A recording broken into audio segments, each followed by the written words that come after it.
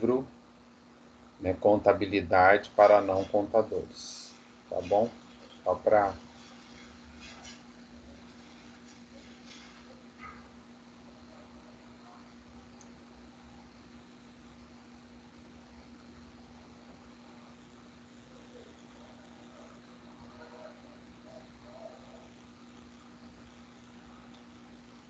Voltando aqui. Então, nesse exemplo, a empresa produziu no mês 10 mesas e depois 50 cadeiras. E agora ele já começa na apuração dos custos propriamente dito. Então, é uma ideia prática de como nós usaríamos todo esse conceito. É lógico que tem muito mais conceito aqui envolvido, mas nós vamos falando no decorrer aí do desenrolar do exercício. Tá? Então, a empresa, ela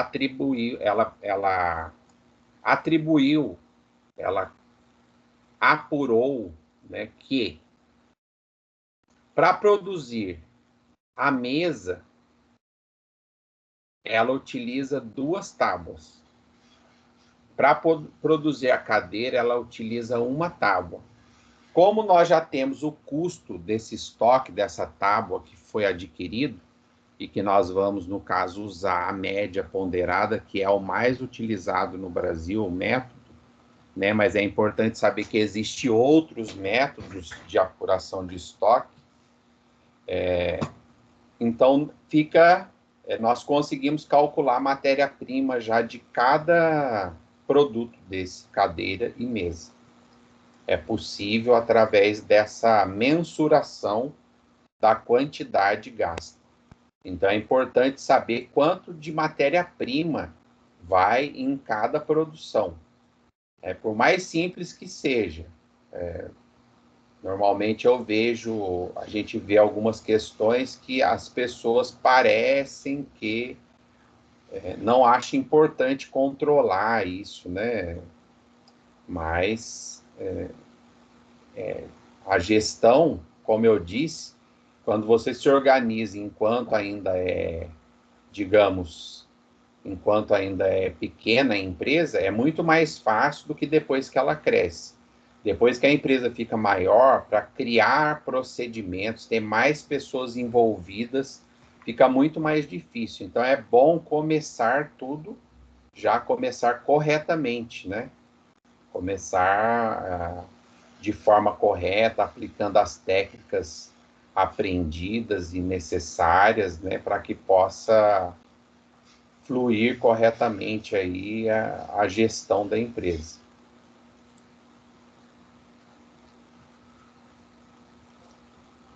Então, aqui agora, nós vamos separar custos das despesas. Só relembrando, né? Nós temos considerando como custo aquilo que está ligado diretamente à produção.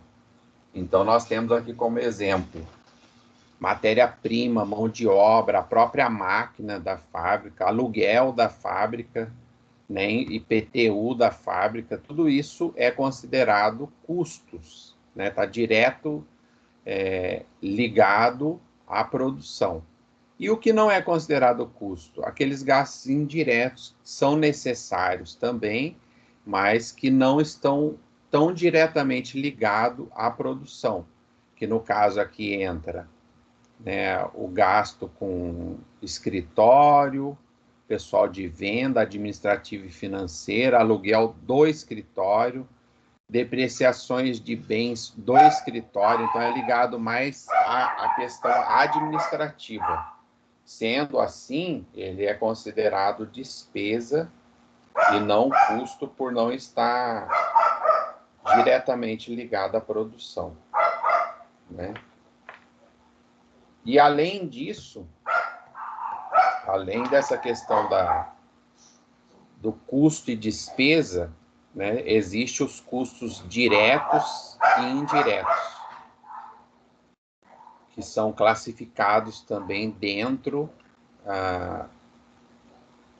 da separação dos custos da empresa. Então, custos diretos, né? Mais ou menos, eles se identificam com o produto, eles são identificados no produto. Então, por exemplo, se nós fabricarmos uma mesa, eu consigo ver ali a matéria-prima, que é a tábua, ele está identificado no produto. Eu consigo olhar e ver, né, esse produto no produto final, tá? Fisicamente. Então, ele está diretamente aplicado no produto. Então, sabe quanto, né, se absorveu de a quantidade desse produto. Então, sabe exatamente, né, que uma tábua, ela fabrica uma cadeira inteira e 2 tábuas fabricam uma mesa. Então, tudo isso são custos diretos. Outro custo direto é a mão de obra. Então, por isso que é importante conhecer o quanto de tempo, né, está sendo aplicado a cada produto. Aqui nós temos só 2 produtos, que no caso que nós estamos falando, que é mesa e cadeira. Mas você imagine uma empresa que tenha 10 produtos, que já não é muita coisa, mas, né, pode existir. Já é muito mais difícil essa apuração, até porque normalmente as empresas têm produtos diferentes, com um grau de complexidade na fabricação diferenciado, né? E tudo isso, ele influi na mão de obra.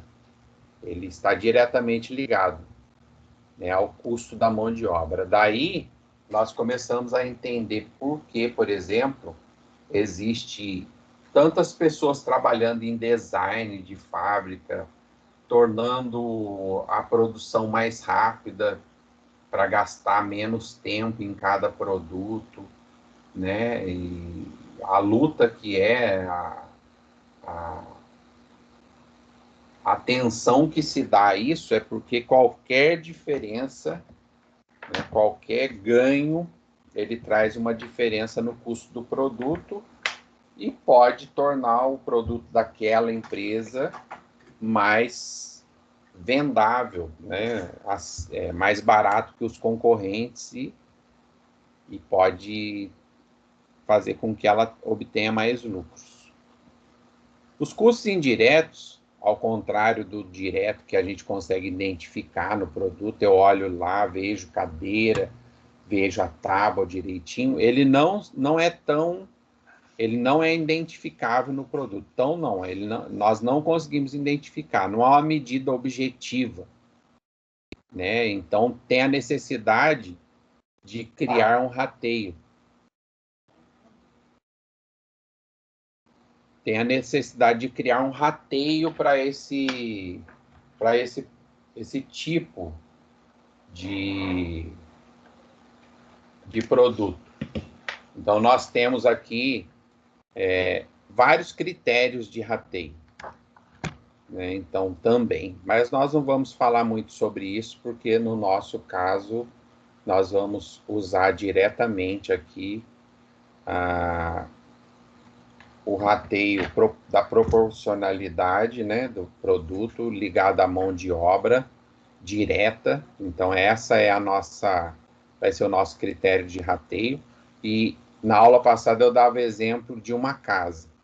Uma casa com 5 cômodos, né? E suponhamos que cada cômodo desse fosse um departamento da empresa ou um produto da empresa, melhor dizendo, né? Cada departamento desse fosse um produto da empresa. Então, nós teríamos ali 5 produtos. Quanto nós atribuiríamos do custo de energia elétrica a cada produto? Então, dependeríamos, né, da medição desse consumo, para que nós pudéssemos fazer uma atribuição correta, né, a cada produto. Como muitas vezes isso traz um custo e nem sempre o custo-benefício vale a pena, né, nem sempre o benefício que traz é viável, as empresas estabelecem critérios de rateio, que embora não seja tão exato, mas dá uma aproximada, né, considerável daquilo que seria, né, o mais correto, e por outro lado acaba absorvendo o custo da mesma forma, né? Então o rateio seria, no caso, no exemplo aí que nós demos da casa, seria, por exemplo, nós verificarmos aí cada aparelho instalado em cada cômodo, né, termos uma noção do tempo que ele fica ligado, por exemplo, né, e qual é o consumo de cada aparelho, que seria distribuir a conta de energia conforme o consumo. Isso seria a forma mais justa, né? Numa empresa, como isso funciona? Ela pode, por exemplo, estabelecer um critério de rateio por quantidade produzida. Então, ela apura quantas mesas e quantas cadeiras ela produziu num mês. Isso é um critério. E, em cima disso, ela atribui o valor da energia elétrica total gasta, né, na empresa. Ela pode atribuir isso, ela pode usar como critério de rateio a mão de obra direta. Se 1/3 da mão de obra direta foi para um produto e 2/3 para outra, então nós vamos atribuir a energia elétrica a cada produto usando o critério de rateio mão de obra direta, por exemplo. São só exemplos, né, de rateio que nós temos. Eu não quero usar nem a mão de obra, nem a quantidade de produto. Então tem que pensar numa outra forma que seria possível distribuir, né, esse custo aos produtos para que possa ser absorvido na produção do mês, né? Então aqui, os custos indiretos. O aluguel da fábrica, ele é um custo, ele está diretamente ligado ao produto. Mas quanto que a gente vai atribuir para cada cadeira e cada mesa, né? Isso seria um desafio. Então, e ele não é, né, o custo indireto, ele não é identificável no produto. Eu não olho lá na mesa e na cadeira no final, na produção, o aluguel está ali, eu não consigo ver, né, fisicamente esse custo, mas ele existe e precisa ser atribuído. A depreciação é um custo indireto, né, eu não consigo ver, mas ela existe e precisa ser absorvido. Tá? Então, tem vários. Aqui no caso, o pessoal que trabalha com a limpeza, supervisor, engenheiro de produção, né, que não estão diretamente ligados ao produto, fica difícil saber, mas é um custo que a empresa tem. É um custo indireto. Então, nós precisamos usar um critério de rateio, absorver esses custos, inseri-los no preço de venda para que a empresa não tenha nenhum tipo de prejuízo, né? Então, existe várias formas, como eu disse, existe relógios, né, marcadores de quilowatts, mas precisa ver se isso realmente vai trazer algum diferencial ou não para aquele produto, né? Às vezes não vale a pena, né? Então, isso é uma questão para se pensar. Cada empresa é uma empresa, cada um trabalha de um jeito, né? Então, cada critério, cada empresário ou contador tem uma forma de pensar, né? Então, aqui tem só uma observação aqui, com relação à energia elétrica, por exemplo, porque ela é usada tanto na produção quanto, né, na área administrativa financeira também. Eu já trabalhei em empresa, mas não sei se todas utilizam esse critério, que ela instalou vários transformadores. E um dos transformadores, um de todos aqueles que eram instalados na empresa, era só para alimentar a área administrativa. Foi um critério que ela usou para separar, né, esse custo. Mas era uma empresa grande, tinha necessidade, a área administrativa também era grande, talvez influenciava mais, né, nesse produto. Uma empresa menor, talvez ela absorva tudo como custo de produção mesmo, custo, né, indireto, mas de produção. Então, no Brasil, a energia elétrica é tratada como custo indireto, porque eu não posso ver a quantidade de energia elétrica que está em cada produto, né, não é identificada fisicamente, e então, por isso, né, ela tem esse tratamento. Né? A depreciação também, a mesma coisa. Né? Então, a depreciação, ela tem uma taxa que é regulamentada pelo governo federal também. Por quê? Como eu disse, influencia diretamente no lucro. A depreciação, ela diminui o lucro, ela é considerada um custo, né, indireto. Então, se ela é considerada um custo indireto, ela tem também alíquotas que servem como referência, são regulamentadas pelo governo federal. Deixa eu compartilhar uma tela que eu estou pesquisando algumas, né, só.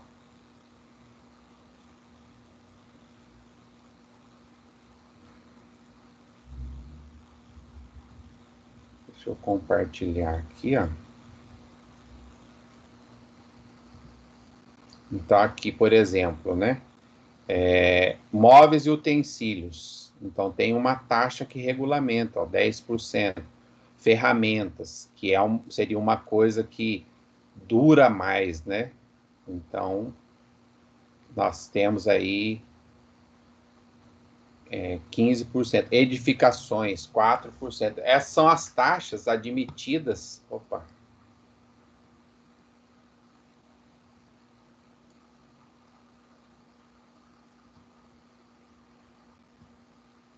Essas são as taxas admitidas pelo Fisco Federal, porque isso influencia diretamente ao imposto de renda.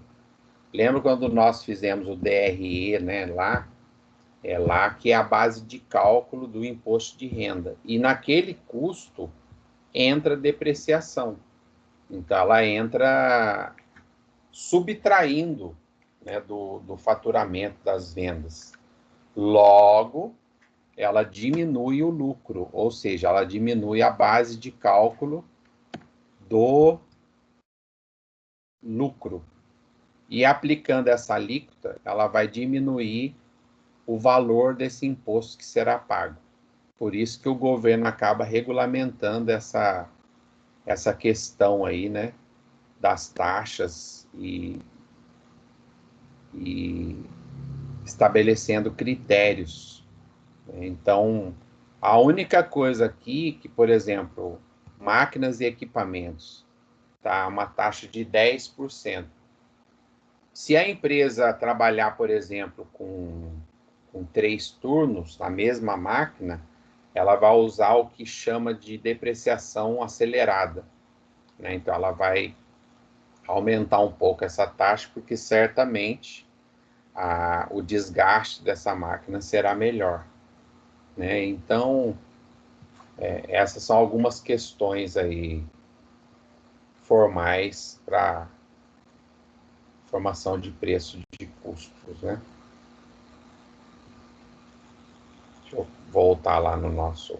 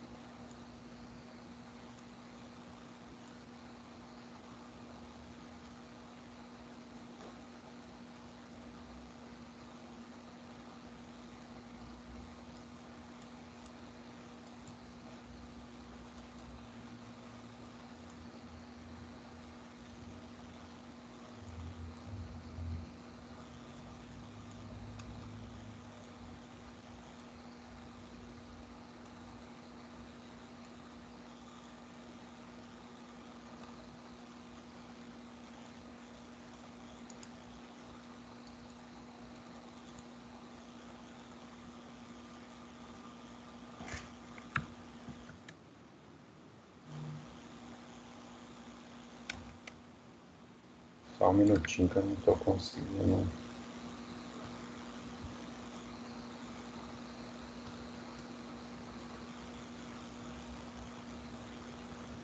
Só um minuto, pessoal, que eu não estou conseguindo compartilhar minha tela aqui. Só um minutinho, por favor.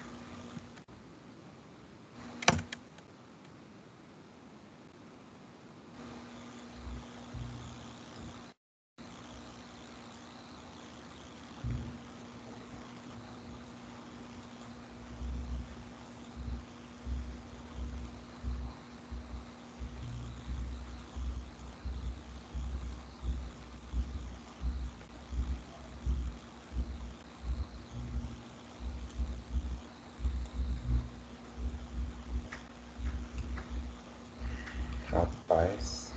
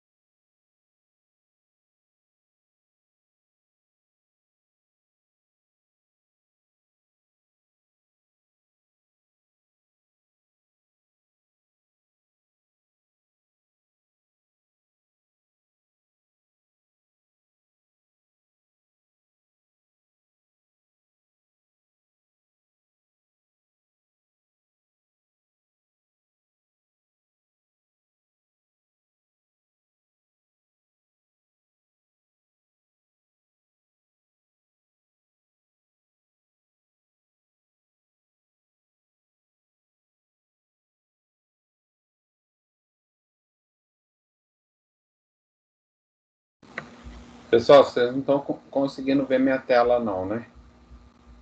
Eu não estou conseguindo compartilhar mais aqui. Não estamos, professor. Não está aparecendo não. Só um minutinho. Eu estou com um probleminha aqui. Não sei por que ele não quer mais.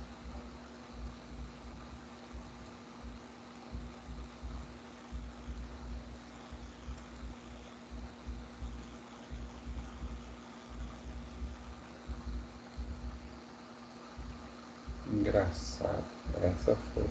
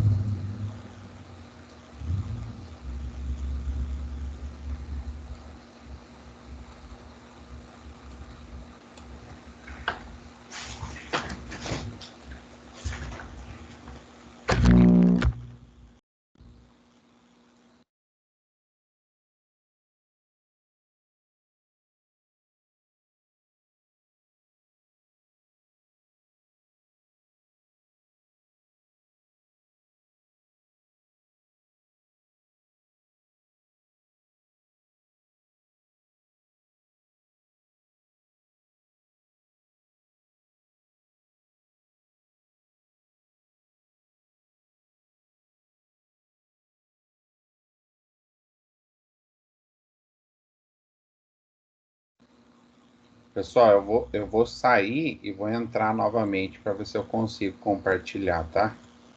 Ok.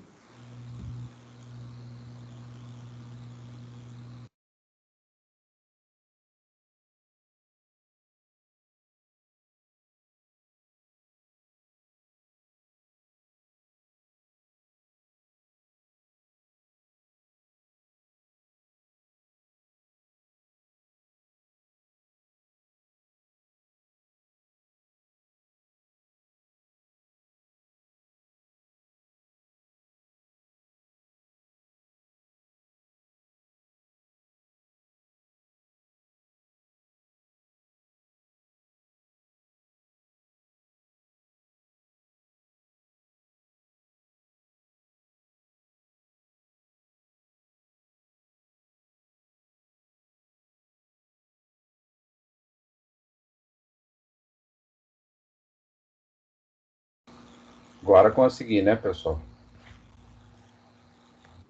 Agora sim. Sim, voltou aqui. Obrigado. Então, continuando aqui, a nossa questão, né, aqui os custos indiretos, nós já falamos um pouquinho dessa diferença. Continuando aqui, a depreciação, que a gente estava falando, né, que é considerado um custo indireto, que tem taxa de depreciação, é regulamentado pelo governo federal, porque ela interfere na questão do lucro, que é a base de cálculo para pagamento de imposto de renda, contribuição social, né? E outro aspecto seria no caso de materiais diversos, como eu disse, que talvez não vale a pena ou daria um trabalho maior do que o benefício que ele causa o controle, que seria, por exemplo, pregos, parafusos, né? Até que ponto valeria mesmo a pena controlar, né? A tinta, por exemplo, o verniz, né? Talvez esse já fosse um custo mais relevante e com mais facilidade para se controlar através do fornecimento do estoque, né? Latas, quantas tem, quantas não tem. Mas tem alguns produtos que são pequenos, no caso da serralheria, por exemplo, né, da serraria aí, talvez a questão da tinta seja relevante, mas pode ser que em um outro caso não seja. Então precisa avaliar qual é a relevância, né, de cada item, de cada questão, de cada empresa, né? Então, aqui no nosso caso, nesse exemplo aqui, seria então como custo direto, nós consideraríamos a matéria-prima e a mão de obra. Então, são alguns passos, né, que nós estamos dando. Primeiro, então, primeiro passo para se resolver uma questão como essa, né? Então, 3 funcionários, acho que é isso, né? 3 operários trabalharam a R$ 10 para fabricação de mesas e cadeiras. Então, nós estamos montando uma questão, ó. No mês foram compradas 40 tábuas por 160, 60 tábuas por 200 e foram fabricados 10 mesas e 50 cadeiras, sendo que a cadeira utiliza uma tábua para ser fabricada e a mesa 2 tábuas. Então aqui separamos, o primeiro passo, separar os custos diretos dos custos indiretos. Então aqui, no nosso caso, nós consideraremos custo direto apenas a mão de obra e a matéria-prima, né? Então aqui, ó, para montar a cadeira precisa de uma tábua. Uma tábua custou no primeiro, né, no primeiro momento, na primeira compra, 160. Tá? Mas na segunda já foi 200. Então nós vamos calcular a média ponderada desse produto e aplicar sobre cada um. O segundo, né, segundo passo seria então o cálculo da matéria-prima, que é um custo direto. Aqui no nosso exemplo foi considerado somente como custo direto a matéria-prima e mão de obra, excluindo os impostos. Nós já vimos que os impostos, né, quais existem, os principais, pelo menos, e no caso das empresas, o que aconteceria se ela, né, não excluísse os impostos? Se ela pode, vou fazer um exemplo aqui no Excel, só para a gente entender, né, um exemplo muito, muito, muito simples, mas que seria um exemplo didático mesmo, para a gente entender o que essa questão. Então, suponhamos, ela comprou, vamos colocar aqui, 160 a 40 tábuas a R$160, né? E 200 tábuas, 60 tábuas, desculpa, a R$200. Né? Então, aqui o total dessa mão de obra seria... Mão de obra, desculpa, pessoal, já tô delirando já. O total da matéria-prima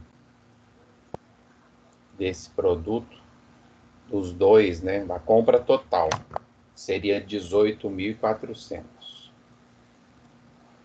Dentro desses 18.400 que o fornecedor cobrou, né, logicamente que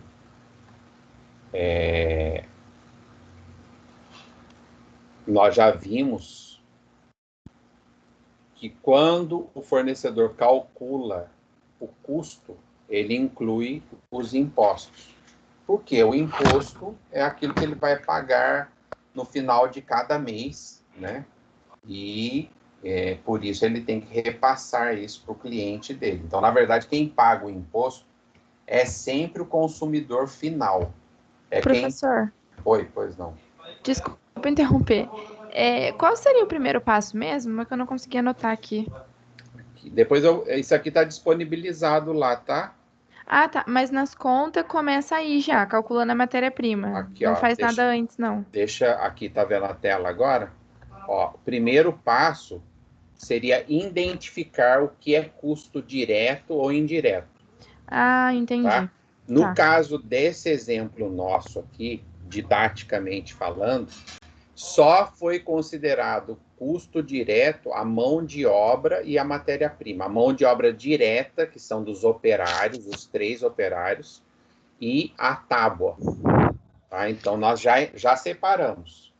Aqui Entendi. Então, no caso, a conta ali que o senhor está fazendo no Excel são dos custos diretos. É do custo, é da matéria-prima. Eu estou explicando no Excel, ó. Isso aqui, tá. ó. É que eu fiquei meio perdida nessa parte. Tá, eu estou explicando no Excel, eu vou explicar para vocês por que exclui os impostos.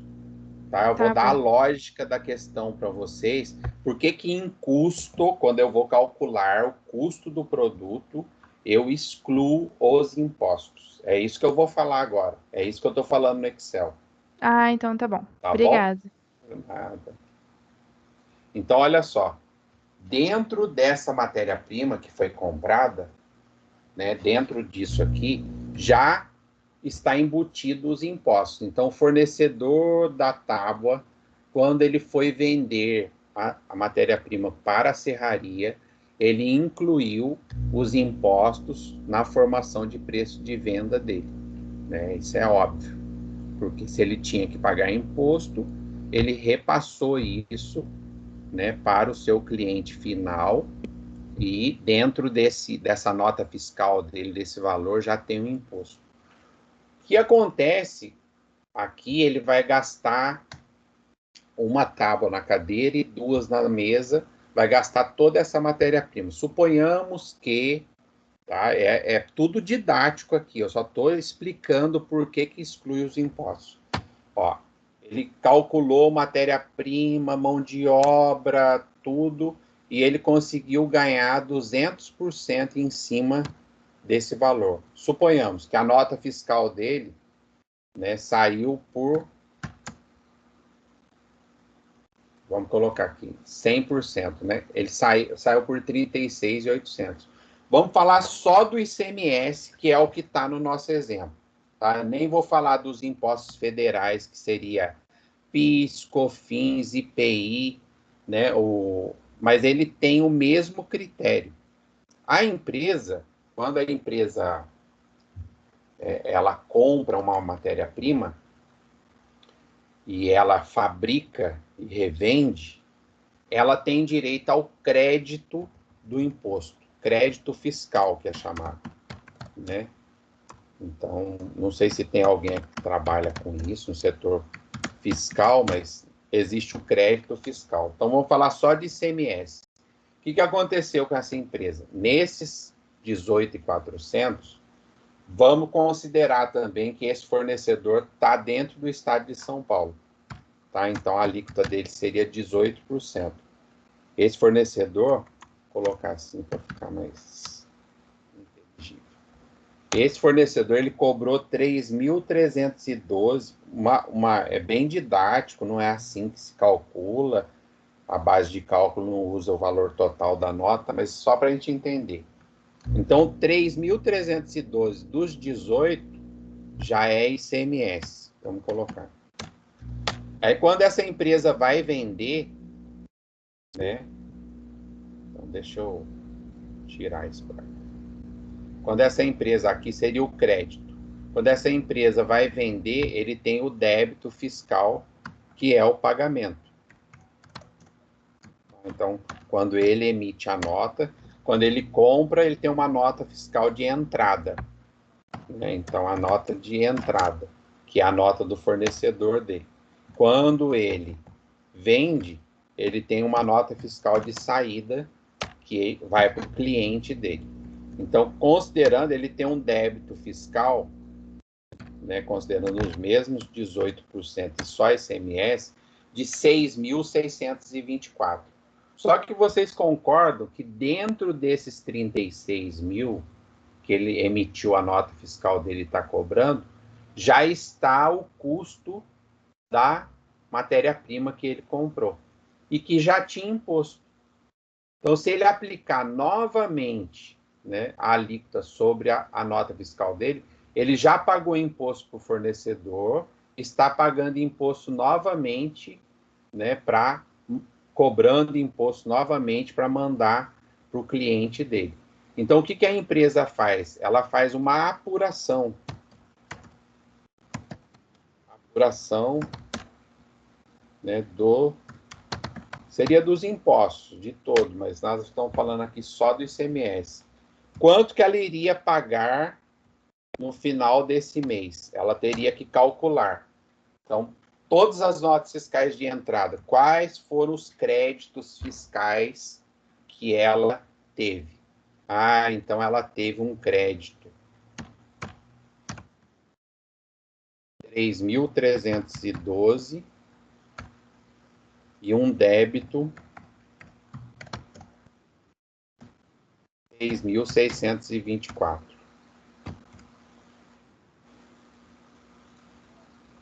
No mês, né? Se fosse só essa venda aqui. Então, quanto que ela tem que pagar? A diferença de um para o outro. Tá? Então, o crédito, ou o contrário, né? Ele daria um saldo devedor.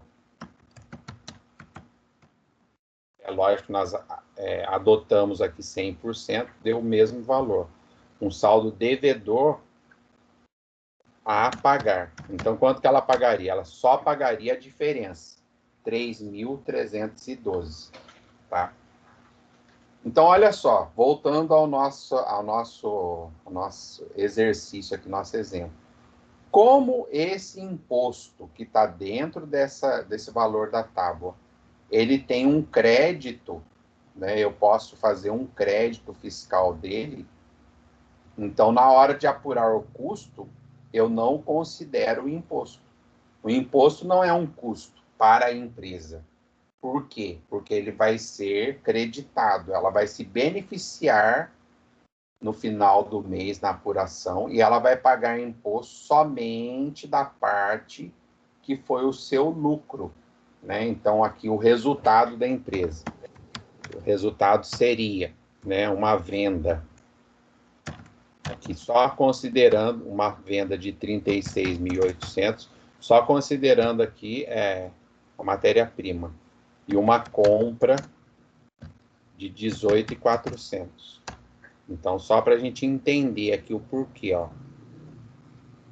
Então, ela teria um lucro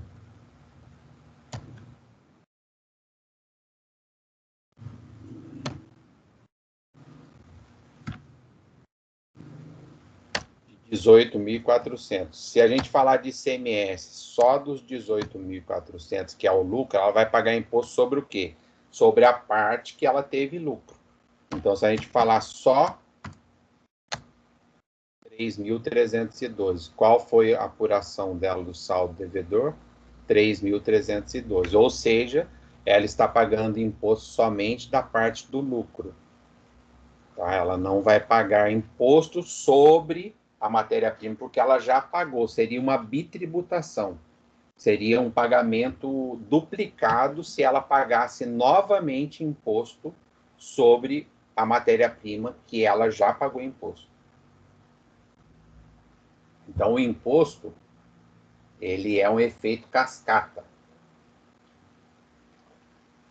Ele vai repassando de empresa para empresa. Suponhamos que ela revendeu agora para uma distribuidora de mesas e cadeiras, que vai emitir uma nota fiscal, vai ter um lucro, vai emitir uma nota fiscal e vai vender para as empresas de varejo, que vende direto para o consumidor. Novamente, ele iria se creditar desse imposto que foi cobrado dele. Quem vai pagar, no final das contas, o imposto de verdade? Quem não tem motivo para se creditar, que somos nós, consumidores finais. Tá bom, se a gente se creditar desse imposto aqui, comprei uma cadeira e uma mesa. Não comprei para revender, vai ficar aqui na minha casa. É para uso e consumo, né? Que é chamado tecnicamente uso e consumo da minha casa. Eu não comprei para revender. Então, eu tenho que pagar o imposto e não adianta eu creditar nada, não adianta eu fazer crédito do imposto, não vai me resolver e refrescar nada. Né? Assim são os bens também na empresa que são para uso e consumo. A empresa também adquire produtos que são para uso e consumo. Nem todos têm uma nova saída. Estes produtos não dão direito a esse crédito fiscal. Por exemplo, ela comprou desinfetante para limpar o chão. Isso não vai no produto, não tem uma nova saída, ele vai ser consumido no chão. Então, é para uso e consumo, não dá direito ao crédito fiscal. Tá? Então, comprou ativo fixo, ele dá direito ao crédito fiscal, mas não pode ser feito de uma vez só, em 48 vezes. Tá? É um critério também estabelecido pelo fisco, porque você imagina uma empresa enorme, comprou uma máquina carésima, creditou imposto tudo de uma vez, no mês, ela passaria meses sem pagar imposto. Então, para não acontecer esse problema no caixa, né, do governo, o que ele faz? Ele regulamentou dizendo, você pode se creditar do imposto de uma máquina carésima, por exemplo, mas você vai se creditar, né, em 48 vezes, não é de uma vez só.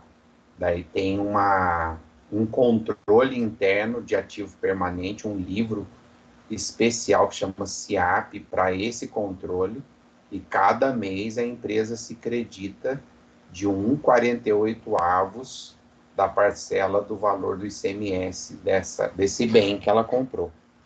Tá? Então, bom, eu sei que talvez, pessoal, é muito difícil, que eu não consigo ver a expressão de vocês. Mas alguém ficou com dúvida nisso que eu estou explicando? eu consegui explicar por que nós excluímos o imposto na hora do cálculo do custo. Vocês conseguiram acompanhar Olha, comigo? eu não entendi muito bem o processo, as contas ali, mas o motivo pelo qual é isento do imposto, eu consegui entender, mas eu fiquei meio perdida nas contas. Nas contas aqui no Excel que eu fiz? Isso, mas o motivo de ser isento do imposto eu entendi. Tá, então, eu não sei se será que falta identificar aqui? A alíquota, você sabe por que eu usei 18%. É daqueles exercícios que nós já fizemos. Sim, Né? Então, eu considerei, por exemplo, ó, fornecedor e empresa. Então, fornecedor. E aqui eu estou considerando só o ICMS, né? E empresa, eles estão localizados. Depois eu vou deixar isso aqui lá, eu acho que ajuda. São Paulo. Ah, se puder deixar, por favor. Aqui, a alíquota do ICMS, eu estou falando só de ICMS, tá? Do ICMS é 18%. Ó, então, aqui, ó. Aí, o que eu expliquei aqui, e esse cálculo está baseado em quê? Aqui, custo, aqui, quantidade.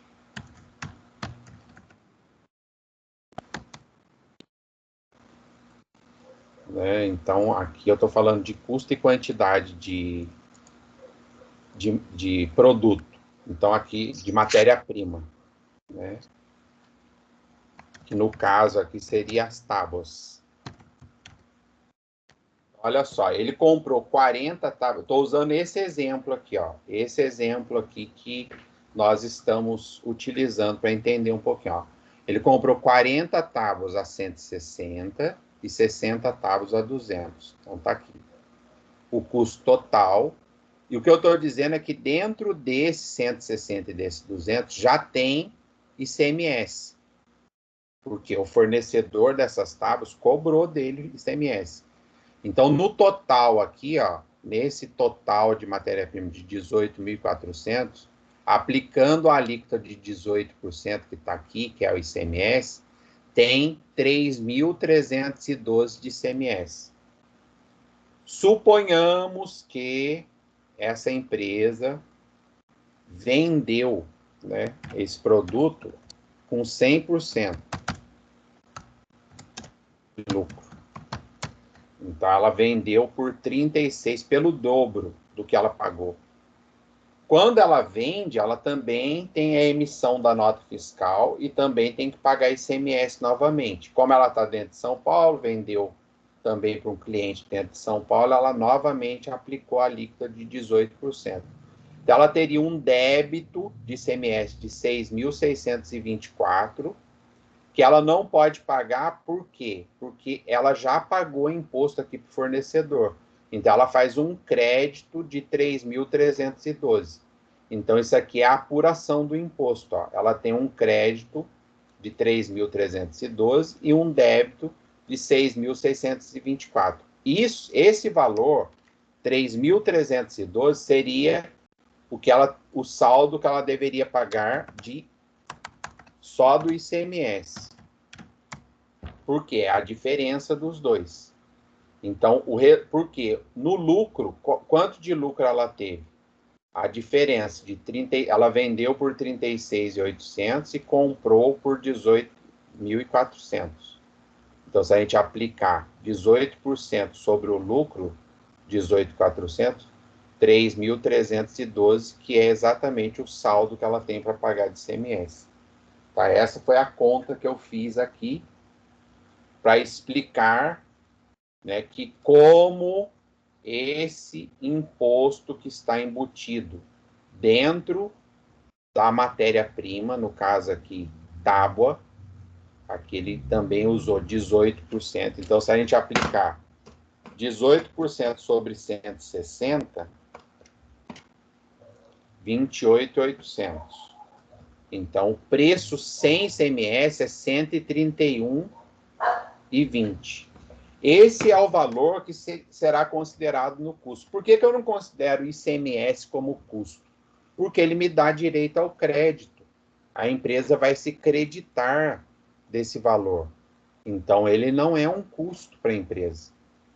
Ela vai acabar se beneficiando desse valor do imposto que está embutido dentro dessa matéria-prima. Tá? Não sei se agora ficou mais claro. Sim, sim, ficou mais claro. Tá? Então, eu vou aproveitar para dar para vocês uma dica, né? Já que nós falamos um pouco de imposto, agora é assim, pessoal, é questão mesmo técnica e dicas da profissão, do dia a dia, né? O que vai acontecer? Vamos supor, agora não tem nada a ver com esse exercício especificamente que a gente está fazendo aqui, tá? É só para demonstrar uma coisa, ó. Suponhamos que nós temos um custo de um produto, de um determinado produto, tá? Então, para ficar mais fácil, nós vamos colocar R$100 aqui. E R$100. O valor deles é o mesmo, né? Mas nós estamos uma empresa que está localizada dentro do estado de São Paulo, uma empresa São Paulo. Paulista, né? Melhor dizendo. Empresa paulista. Seria, por exemplo, só falando de ICMS, 18%. Ela tem duas opções. Ela pode comprar de uma empresa que também está dentro de São Paulo, e ela tem uma empresa que vai fornecer para ela que está no Rio, mais próximo da gente, por exemplo.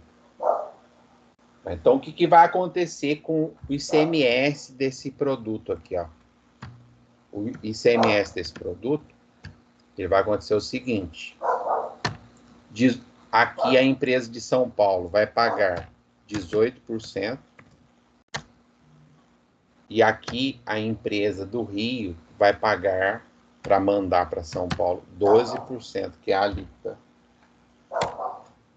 Então, nós temos a empresa de São Paulo vai pagar 18% e a empresa do Rio vai pagar 12%. Tá? Essa empresa paulista, suponhamos que ela venda só para São Paulo. Então, quando ela vender o produto dela, ela vai vender aplicando 18%. Sem considerar aqui a questão que a gente levaria em conta, né? Frete. Seria uma questão. Tá? Aqui já entra a parte mais tributária e técnica da compra, por exemplo. Quanto mais longe tiver esse produto, em tese, mais caro seria o frete. Isso seria uma questão para a gente pensar. Por isso que existe essa compensação de diferença de alíquota. Por isso que o Rio, para mandar para cá, ele paga menos ICMS. Né? Então, porque talvez o frete dele seria maior. Tá? Sem considerar, né, essa questão. Considerando só o preço mesmo. Quanto que essa empresa paulista consideraria de custo desse produto? Então, olha só. 100 menos... Opa. Qual seria o custo aqui? Didático, né? Bem didático mesmo. O custo efetivo para ela comprar de São Paulo seria 82 e o custo efetivo para ela comprar do Rio seria 88. Então, embora o preço final desses dois produtos, dessas duas empresas, sejam iguais, e aqui podia ser até, só para brincar, podia ser até um pouquinho mais barato. Vamos colocar que fosse 97. Para compensar comprar do Rio, vamos ver quanto que vai dar isso aqui. Só para a gente fazer uma amostragem aqui, ó.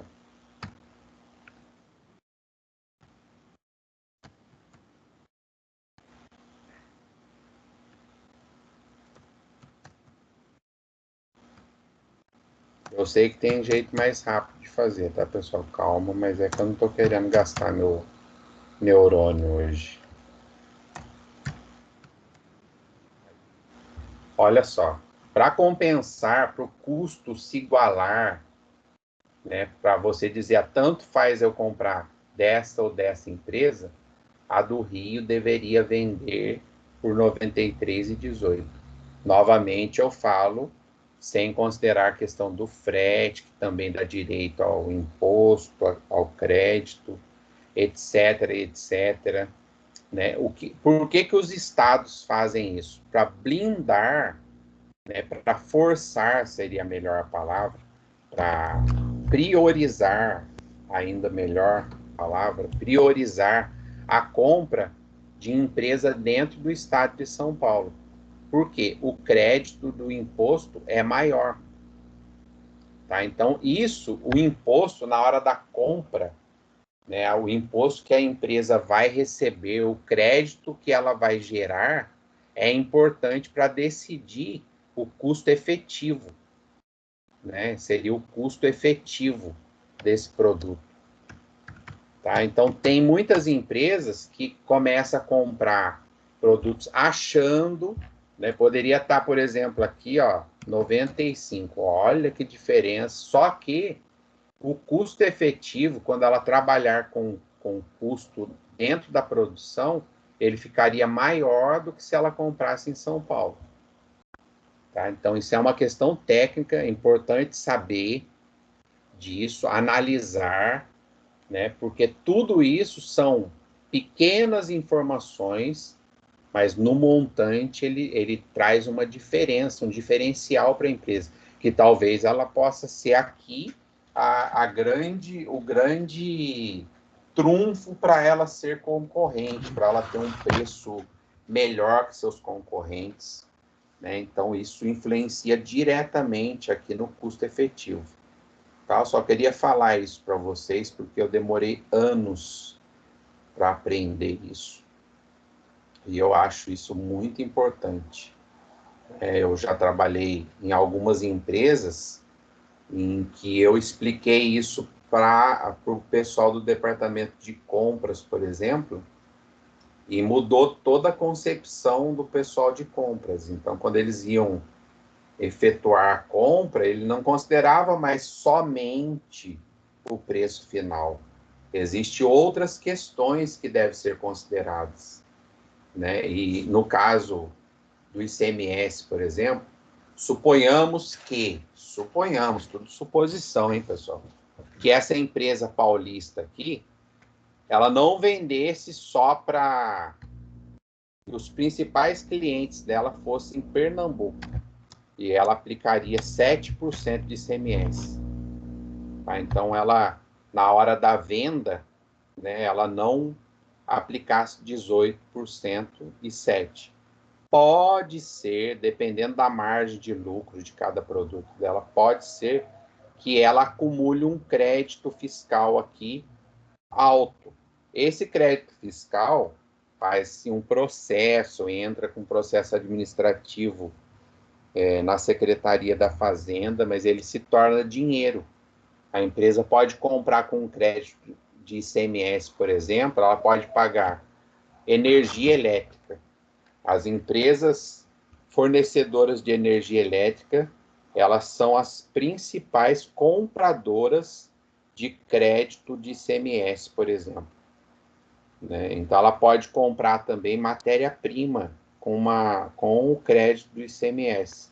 Ela emite uma nota fiscal, tem todo um processo técnico, que eu não vou entrar no mérito agora, que é feito.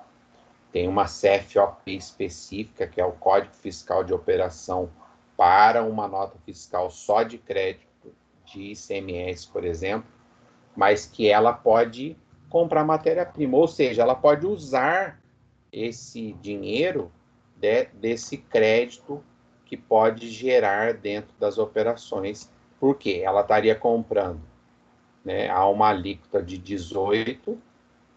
Então, na compra aqui, ela poderia estar comprando 18 e vendendo, né, para entrega em Pernambuco ou no Nordeste, 7. Essa diferença pode gerar um crédito fiscal. E é assim que o fisco apura o crédito fiscal.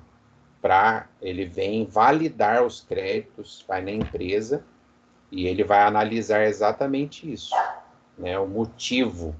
Ou então, essa empresa compra, né, e exporta, que é melhor ainda, que daí ela paga 0 de imposto. Olha só, ela comprou com imposto, se creditou desses valores, mas na hora da venda, né, ela não pagou nada. Ela vai gerar um crédito fiscal. E o que eu faço com esse crédito fiscal? A empresa pode pagar energia, comprar matéria-prima, tem todo um processo que ela pode fazer para recuperar isso. Tá? Então, aqui, por conta desse crédito fiscal, né, desse ICMS que é creditado, o custo efetivo considerado aqui da matéria-prima seria, para as tábuas que foram pagos R$ 160, o custo efetivo R$ 131,20. Para as tábuas que foram pagas R$ 200, o custo efetivo R$ 164. Então, essa foi comprada em abril e essa dia 2 de maio. Essa diferença, então, teve um acréscimo aí de valor do preço da matéria-prima de um mês para o outro. Tá? Então, qual é o método mais utilizado no custeio do estoque? É a média ponderada. Então, o que nós fizemos aqui? O que a empresa fez, né? Para apurar o custo efetivo desses produtos. Ela aplicou uma média ponderada que vai fazer com que ela atualize o preço de venda do estoque dela, que é 200, e não repasse o preço mais barato, que seria o preço anterior. Por quê? Se houve um aumento, aquele estoque dela valorizou. O bem que ela tinha, então ele tem outro valor. Então, no caso aqui, ó, nós usamos 131,20 para 40 tábuas e 164 para 60 tábuas. Então, nós teríamos um custo efetivo aqui para 100 tábuas de R$ 15.088. Dividindo 15.088 por 100, cada tábua custa R$ 150,88, custo efetivo. E agora sim, ó, nós já temos a quantidade que foi produzida, então para 50 cadeiras, que usa uma tábua para cada fabricação, né, nós gastamos 50 tábuas. E para a mesa, que foi fabricada e vendida 10 tábuas, e usa 2 tábuas, nós temos 20 tábuas, ou seja, total de 70. 70 tábuas, né, a qual valor? A 150,88. Esse é o cálculo da matéria-prima. Se a gente quiser saber, né, aqui, sobrou 30 lá no estoque, que fica para o mês, né, seguinte, para outra fabricação, que também vai usar o mesmo critério. Então, aqui, ó, qual é o custo da matéria-prima? Então, o segundo passo que nós estamos dando, cálculo do custo da matéria-prima. Então, a matéria-prima seria, para cadeiras, 50 cadeiras que foram fabricadas no mês, utilizando uma tábua para cada cadeira, 7.544 de matéria-prima. A mesa, foram fabricadas 10 mesas, usa-se 2 tábuas para cada mesa, 20 tábuas, 3.018. E aqui, para fechar o estoque, ele valorizou também com o preço médio, né, que dá o total lá, que nós apuramos. Então, nós já temos o custo da matéria-prima desta mesa e cadeira. Tá aqui, ó. Então, apuramos o custo da matéria-prima. Aqui são os critérios, os métodos, né, de avaliação de estoque que são utilizados. E aí ele faz uma conta, né, de como seria se usasse cada método desse, já considerando aí o custo efetivo, né, já considerando aí 131, ó, então, por exemplo, primeiro que entra é o primeiro que sai, o PEPS, né, então, o primeiro que entrou tinha um custo efetivo de 131,20. Se fosse considerar só isso, então seria esse custo para as mesas e esses para cadeira. E por aí vai. Depois é só dar uma olhadinha lá que eu vou deixar isso, né, lá no... Já está, na verdade. Isso já está lá no AVA. Tá? Depois, quem tiver curiosidade, tiver, né, disponibilidade, dá uma olhadinha lá que isso já está lá. Como ficaria o custo usando cada critério desse. Tá? No nosso caso, aqui no nosso exemplo, até porque, só adiantando um pouquinho, foi usado o custo, a média ponderada. Tá? Então, quer ver? Ó? Tem um quadro aqui onde ele fecha o total. Aqui, ó, matéria-prima.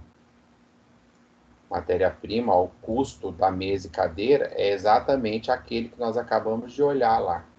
Então, nós temos aqui custo da matéria-prima, custo da mão de obra direta, e depois nós vamos ter os custos indiretos, que é aquele 810, e aí a gente forma o preço total da mesa e cadeira, pelo menos dos custos, né? Para nós formarmos o preço de venda. Tá? Então, vamos voltar lá agora. Então, com relação à matéria-prima, seria isso, né, que é o segundo passo. Então, já apuramos o custo da matéria-prima, já atribuímos a cada produto, que no nosso caso é só mesa e cadeira. Agora, nós vamos trabalhar com as informações do custo da mão de obra direta, que nós já sabemos que, segundo os dados aí do nosso exercício, podemos dizer, do nosso exemplo, né, que vai virar um exercício bem semelhante para a gente fazer, para absorver esse conhecimento. São 3 operários trabalhando a R$10 por hora. Então, é essa a informação que nós temos.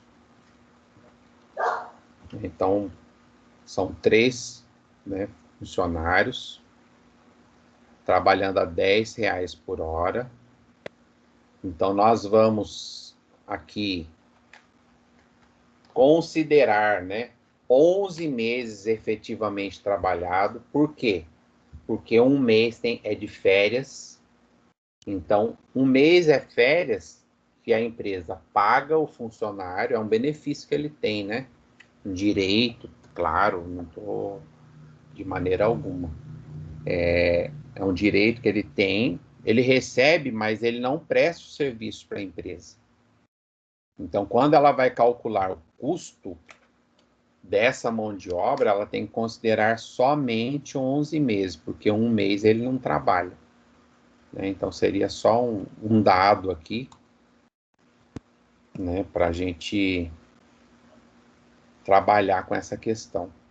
Um mês, normalmente, né, a jornada mensal de todos os trabalhadores são 220 horas. Né? Então, são 8 horas diárias, né? E 8 horas, 44 horas semanais. que formaria um total aí de 220 horas mensais. Esse normalmente é uma jornada considerada aí normal. Então, efetivamente, são 220 horas. Eu acho que isso vocês já conhecem bem. Então, aqui, ó, num ano, se a gente fosse calcular a mão de obra anual, e é assim que a empresa estabelece o custo da mão de obra, considerando todo o ano, porque se ela considerar só o custo do mês, ela vai estar deixando de fora 13º, que é um custo daquele funcionário também. Ela vai estar deixando de fora férias, que é um custo daquele funcionário que existe. Então, o custo do funcionário não é simplesmente os R$ 10. Quando ela vai formar o preço, ela tem que considerar tudo, os encargos sociais, que é INSS, fundo de garantia, seguro, que normalmente é obrigatório. Então, tudo isso são custos, né, que a empresa tem. E que a empresa tem que considerar na hora de cobrar, de formar o preço dela. Porque, senão, se ela não repassar isso para o cliente dela, o que vai acontecer? Chega no momento que ela tem que pagar esses encargos, que ela tem que pagar férias, pagar 13º, ela não vai ter caixa para fazer esse pagamento. Agora, cobrando do cliente, né, ela deveria, né, ou se não fizer, pelo menos pensar em reservar parte desse dinheiro das vendas para pagamento dessas verbas aqui que são obrigatórias. Que daí entra a questão da provisão que nós já falamos, provisão contábil, seria provisionar, separar esse dinheiro, né, para efetuar esse pagamento. A empresa nem sempre faz isso, nós não fazemos isso na nossa vida pessoal, né? E depois tomamos um baita susto, porque daí vem aquela despesa enorme que a gente tem que pagar. Mas se nós reservássemos todo mês uma parte do dinheiro que a gente tem, né, como dívida para pagar, por exemplo, todo ano a gente já sabe, tem IPVA, tem IPTU, tem material escolar, quem tem filhos, né?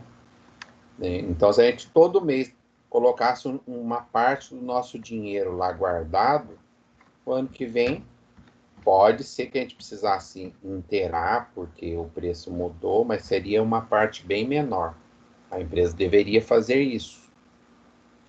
Então, aqui, ó, considerando 220 horas, uma jornada de 44 horas semanais, considerando o ano, né? Tem 11 meses, porque um é férias, ela excluiu. 220 horas a R$10, 24.200 no ano. É o custo só, né? O custo, vamos dizer, o custo líquido desse valor do salário. Daí, o que ela paga para esse funcionário? Ela paga também 13º. Quanto seria o 13º? Um salário a mais, de R$220, 220 horas a 10, ela paga um mês completo para esse funcionário, que seria mais 2.200. 13º, paga férias, que é um mês mais 1/3. Né? Então, essa empresa, ela paga as férias para o funcionário que não presta o serviço para ela durante as férias, lógico. E com isso, ela acrescenta 1/3 a mais nas férias. Então, ela, 2.200 dividido por 3,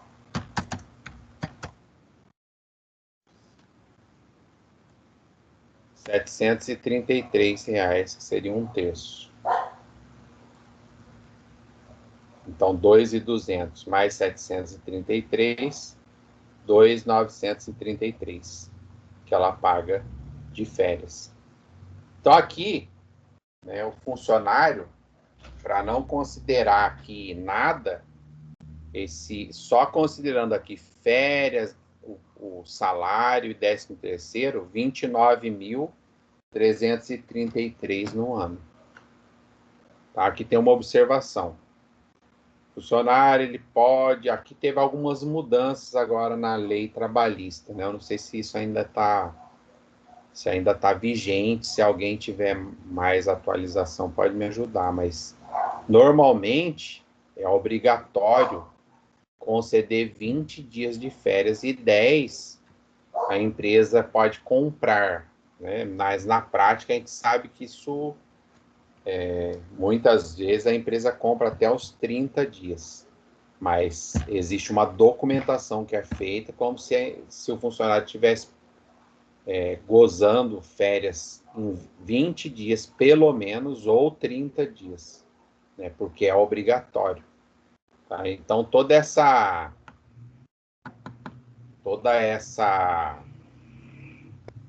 essas leis, ela tem uma razão de ser, né? Então tem questões sociais envolvidas, questões do próprio ser humano que precisa ter férias, viajar, desligar um pouco da sua rotina, do que é corriqueiro. Nós precisamos disso, isso interfere na saúde, né? Nós sabemos muito bem, embora a gente faça tudo diferente. Além desse custo aqui de férias, 13º, mão de obra, a empresa também paga o INSS, né, como parte desse encargo social. E esse... Professor, Pois não. o senhor está explicando no Excel? Como assim? É que aqui para mim tá no PDF e eu acho que tá travado, não sei se é só para mim. Não, eu estou no PDF mesmo. Ah, então tá Eu bom. só dei É que eu umas escutei viajadas. barulho de... Eu só dei umas viajadas no Excel só para mostrar cálculo e tal, mas eu Ah, tô... então tá bom. Desculpa, é que eu achei que tava no Excel por causa do barulho do teclado, eu achei que tava travado para mim. Não, eu tô explicando só no PDF mesmo, Ah, então tá bom. tá? E esse Obrigada. PDF está no Aba já. Então aqui o INSS, a empresa, ela paga a parte patronal, né? A parte da empresa que ela tem que pagar. Então, um custo, ela desconta do funcionário, né, até 11% do INSS, mas ela paga efetivamente uma alíquota maior do que isso que é descontado do funcionário, porque tem a parte do INSS patronal, né? Então aqui é tudo para fins didáticos, tá, pessoal? Tá tudo muito explicado aqui, ó. Não há rigor técnico no cálculo. É só para explicar mais ou menos a metodologia. Então é didático o nosso exemplo aqui.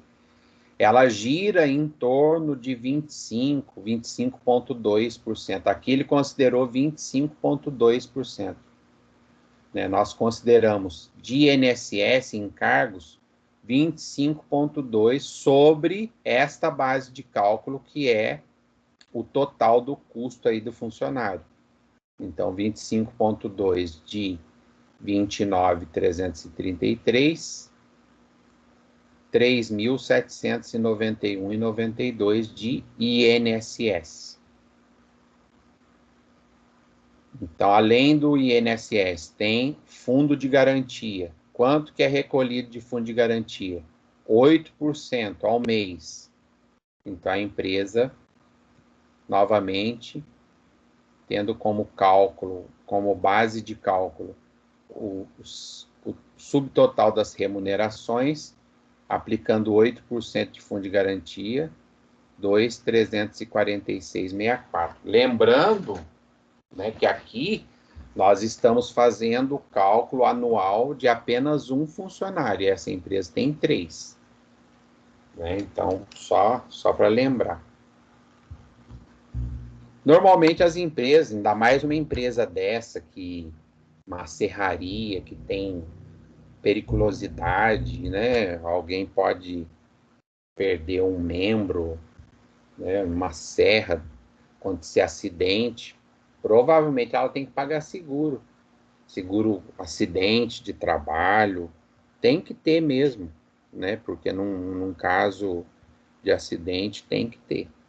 Então ela inclui isso no custo também, que aqui ela considerou como 2%, né, dessa base aqui, ó, que é 24.200, 2.200 mais 2.933, está aqui. Então, um seguro acidente de 586,66. Então, o total de salários e encargos de um funcionário anual, 39.658,22. Tá? Segundo, nós vamos ver aqui, já segundo os especialistas, né, o custo efetivo para um salário é de 100%. Então, aqui, ó, nós chegamos a 96,6%. 100% é um valor mais para arredondar. Além de tudo isso que nós já vimos, as 220 horas semanais, nós temos que considerar aí as horas úteis trabalhadas. Por quê? Porque o final de semana, ele é remunerado. Então, se ele é remunerado, é um custo que existe para a empresa, mas que ela não faz uso, ela não recebe a contrapartida desta mão de obra. Então, é o caso dos domingos, por exemplo. Num ano, né, considerado normal, tem aproximadamente 52 domingos no ano. Considerando as férias, que daí ele vai excluir, né, 4 domingos de férias, que em 30 dias tem 4 domingos, feriados, que normalmente a empresa tem num ano, né, tem uma média, é tudo média aqui, é só para a gente pensar nisso, pensar nessa inclusão desses valores no custo. Ela chega a uma média aqui de 275 horas trabalhadas, horas úteis, né, 275 dias, desculpa. 275 dias úteis trabalhados de 365 no ano. Então, nós temos aí um número de dias que a gente vai usar para quê? Para calcular a mão de obra. Então, aqui é o dias úteis trabalhados, ainda não considerando aqui, né, o que existe na vida real da empresa. Tem falta, que às vezes é remunerada, porque ele tem o atestado, licença, paternidade, auxílio enfermidade, luto, gala, tudo isso são custos que a empresa tem. Então, normalmente, o funcionário trabalha 6 dias por semana, quem não trabalha 6 dias, que é o sábado, tem que pagar, né? Ou 5 se compensar o sábado. E totaliza uma jornada aí que é da CLT de 44 horas semanais, né? 7,33 diárias, então aqui entra a questão do horário de almoço, por isso que acaba estendendo, né? Um pouquinho, a gente entra mais cedo, né? Mas ele trabalha efetivamente 275 dias úteis no ano, a uma média de 7,33 horas por dia, então totaliza no ano 2.017 horas. 275, que é 275 vezes 7,33 horas por dia. Então, como nós vamos calcular o custo por hora? O custo por hora é R$19,66, que é exatamente o total de salários e encargos, 39.658, dividido pelas horas úteis. Então, para nós calcularmos o valor hora, nós temos que considerar tudo isso que nós vimos. Então, o custo para a empresa dos R$ 10 que começou, lá dizendo, é R$ 10 a hora de cada funcionário. Quando nós consideramos salários, encargos e tudo mais, vai para R$19,66. Tá? Então, isso representa um acréscimo de 96,6%, quase 100%, que é o que normalmente a gente ouve falar, né? Que um funcionário custa 100% para a empresa. Então, por ano, né? Por ano, ele custa um total de R$ 39.658,22 e R$ 3.605,30 por mês. Dividindo por 11, porque um mês é férias, não é trabalhado. Então, o custo agora de mão de obra, para nós terminarmos aqui, considerando 3 funcionários, a um custo mensal será de R$ 10.815, ou seja, 3 funcionários multiplicado por 3.605, que é o custo efetivo. Então, nós apuramos aí o custo da mão de obra. Considerando que o enunciado já disse para nós que 1/3 do tempo desses funcionários foram para fabricar mesas e 2/3 para cadeiras, nós já conseguimos atribuir a cada produto o valor da mão de obra utilizado no mês. Então, nós temos aí a cadeira, ela gastou 7.210 de mão de obra direta no mês, e a mesa 3.605,30, ou seja, um dos 3 funcionários trabalhou para as mesas e 2 para as cadeiras, né? Acho que agora, para nós não entrarmos aqui, que vai entrar critério de rateio, nós vamos parar por aqui. Então, nós demos já, no nosso exemplo, 2 passos, que é calcular o custo da matéria-prima, né? Na verdade, 3. Separamos o custo direto e indireto, que não é nem considerado, né, um cálculo, não teve cálculo. Nós calculamos o custo da matéria-prima, desconsiderando o imposto, e calculamos o custo da mão de obra, considerando salários, encargos, feriados, domingos, né, tudo o que a empresa efetivamente tem num ano. Tá? Então, é feita essa previsão para que não tenha surpresas aí futuramente. Tudo bem, pessoal? Alguém quer fazer alguma pergunta? Professor, queria fazer uma pergunta, mas não relacionada a essa matéria aí, sobre sobre a atividade que foi passada. Eu vi lá que a conta depreciação, né, não está tendo lá no DRE, lá no balanço. Tá, depois eu vou dar uma olhadinha, mas se não tiver, daí é só não considerar. Tá Tá bom. bom? Mas depois eu dou uma olhada lá para ver. Tá? Obrigado, Ever. Tá, joia, Bruna. Alguém mais tem alguma questão aí com relação a...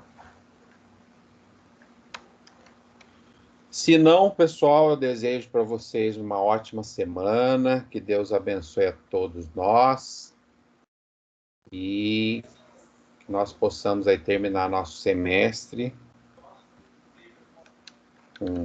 Né, já está quase no fim, estamos cansados, querendo férias e já que ela chega. Tá bom? Obrigado e Obrigada, até... professor. Boa semana para o senhor também. Até semana Eu que que vem. agradeço, Renato. Tchau. Boa noite, professor. Boa noite. Boa noite. Boa noite. Boa noite. Boa noite. Professor, obrigada. Tchau, boa noite.